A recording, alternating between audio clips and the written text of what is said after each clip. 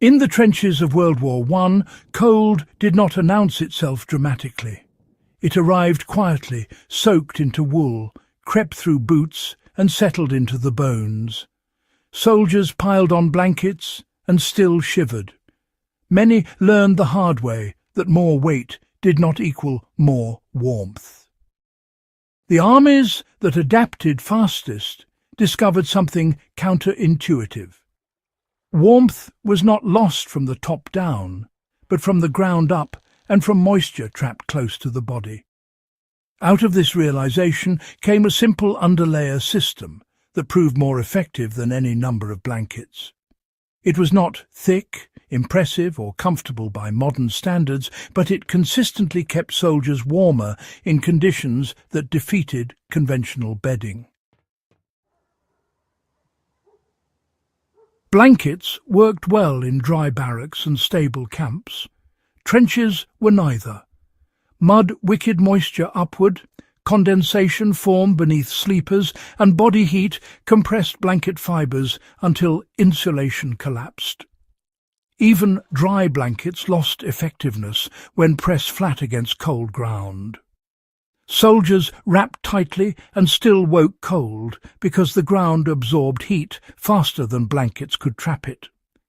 Medical officers noted that hypothermia and trench foot often occurred despite heavy covering, exposing a fundamental flaw in relying on top insulation alone. The World War I underlayer addressed heat loss at its source. Instead of piling warmth on top, soldiers insulated themselves from below. This underlayer sat between the body and the ground, interrupting conductive heat loss. It created a dead airspace that remained warm regardless of surface conditions. Once this barrier was in place, even minimal top covering became effective. Soldiers reported sleeping warmer with fewer blankets once the underlayer was properly arranged. The underlayer varied by front and availability, but its function remained consistent. Straw-filled mattress rolls, folded greatcoats, bundled uniforms, wooden duckboards topped with sacking, and even layers of dry brush were used. The key was loft and separation. The material needed to trap air and resist compression. Straw and dried grass performed exceptionally well because they maintained structure under weight. Cloth alone failed unless folded thickly and kept dry. Moisture destroyed insulation. Wet straw lost loft, and damp cloth conducted heat. Successful underlayers were kept as dry as possible and replaced or refreshed frequently. Soldiers learned to elevate bedding during the day, allowing airflow to remove dampness. Some units rotated straw regularly, understanding that insulation was only as good as its dryness. This practice dramatically reduced cold-related injuries. The process followed a predictable order. First, the ground was levelled and drained as best as possible. Duckboards or wooden slats were laid down if available. On top of this went a thick layer of straw, grass or bundled cloth at least several inches deep. This layer was fluffed, not packed. A ground sheet or shelter half sometimes covered the underlayer to protect it from moisture. Only then did soldiers lie down, with blankets used sparingly on top. The result was warmth from below and retained heat above. Frozen ground conducts heat rapidly. The underlayer broke direct contact. Air trapped within straw or brush acted as insulation, similar to modern foam pads.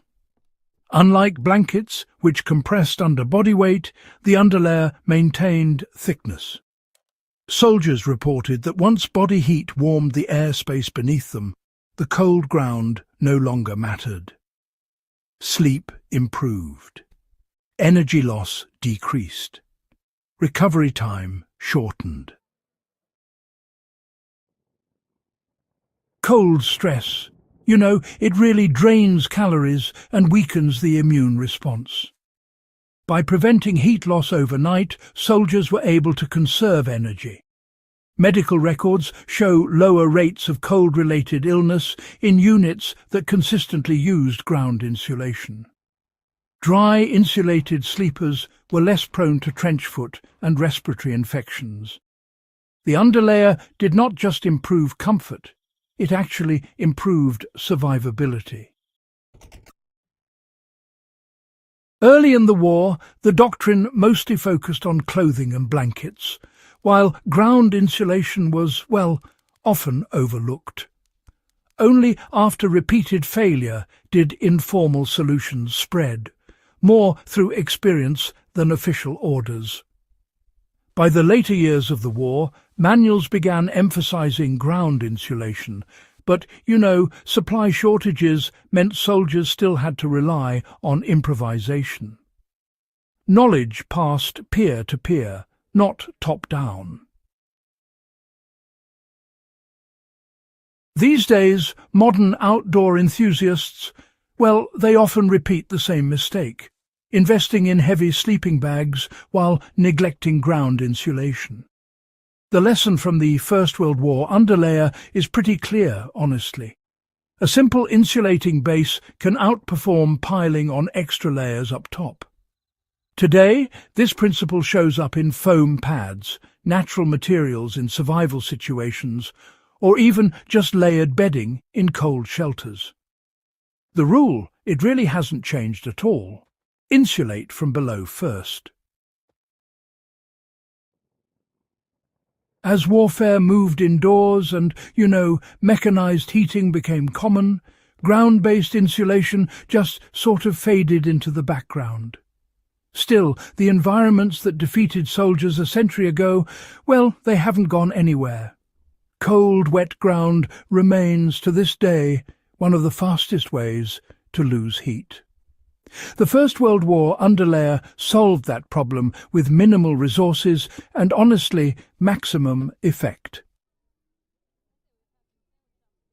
It worked because it respected physics rather than fighting it. Heat loss through conduction was addressed head-on. Moisture was managed deliberately, and weight and thickness were used with a bit of cleverness. This wasn't some luxury fix. It was a survival adaptation, born out of sheer necessity and pressure.